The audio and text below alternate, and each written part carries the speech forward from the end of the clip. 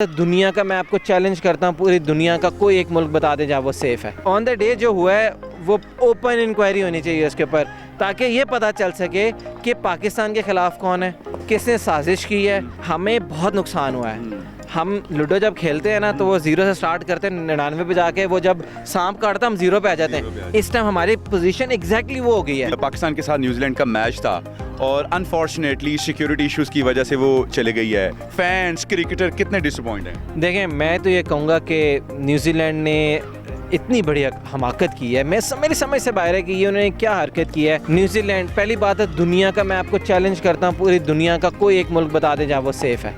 हम समझते थे न्यूजीलैंड बहुत, वहाँ पर क्राइसिस में किस तरह मुसलमानों को बेदर्दी से वीडियो बनाएगी, उनको एक बंदा शूट कर और वीडियो बनाएगी। उसके बाद उधर जो बांग्लादेशी टीम, टूरिंग टीम थी, वो नमाज पढ़ने के लिए उनके प्लेयर्स आ रहे थे। Exactly. उन्होंने 5 मिनट का डिफरेंस जी, उन्होंने दौरा कैंसिल नहीं किया, उन्होंने पूरा दौरा किया, वहाँ पर पूरे क्रिकेट खेली। उसके बाद न्यूजीलैंड टीम के सिक्योरिटी ऑफिसर्स, एजेंसीज पाकिस्तान आती हैं, उनको सिक्योरिटी दिखाते हैं, वो मुतमईन होते हैं, वापस जाते हैं, अपनी टीम को भेज देते हैं।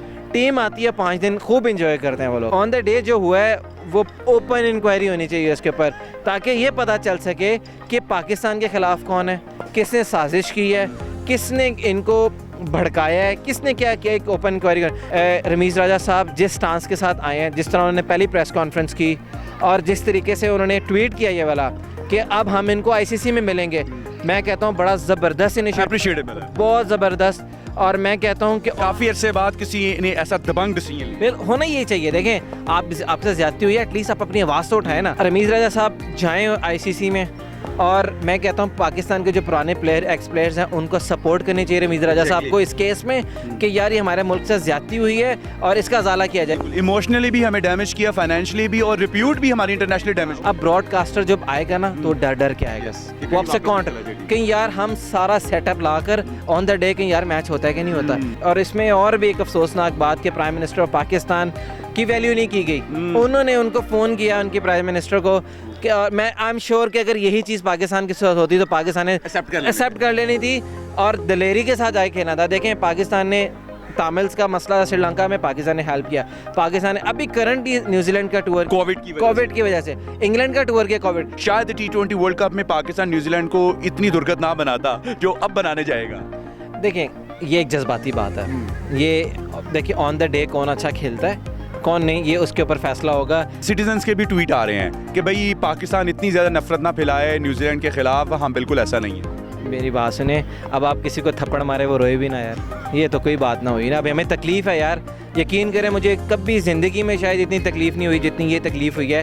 क्योंकि देखें, आपके जब हीरोज़ खेलते हैं ना ग्राउंड में, हम क्योंकि नीचे ग्रास रूट पे बैठे हैं, लोग अपने फ्यूचर स्टार्स को देखते हैं कि यार ये मेरा फ्यूचर स्टार है, इसको मैंने कॉपी करना है। वो उसको देखते हैं, वो चलता कैसे, वो फिरता कैसे, वो बैटिंग कैसे करता है, उसका शर्ट पहनने का अंदाज क्या, क्या पहने।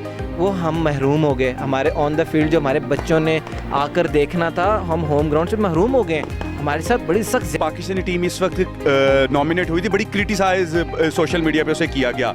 उन लोगों के लिए भी खुशखबरी है कि डायरेक्ट वर्ल्ड कप खेलेंगे, नहीं तो वर्ल्ड कप से पहले काफ़ी ज़्यादा उतार चढ़ाव देखने में मिलता। आप सही कह रहे हैं, बचत हो गई या हो सकता है कुछ चेंज हो जाए। क्योंकि देखें, हमें ये 5 T20 मिल जाते तो हम बेहतर प्रेपरेशन के साथ चॉइस हमारे पास आ जानी थी। लेकिन ये अल्लाह ताला की जो भी इसमें है, इसमें हम इंसान कुछ नहीं कर सकता। ठीक है, बहुत शुक्रिया जी। व्यूअर्स अपने फीडबैक से ज़रूर अपडेट कीजिएगा। इजाज़त दीजिए, हमने मेज़बान अब्दुल रहमान को अल्लाह निगहबान।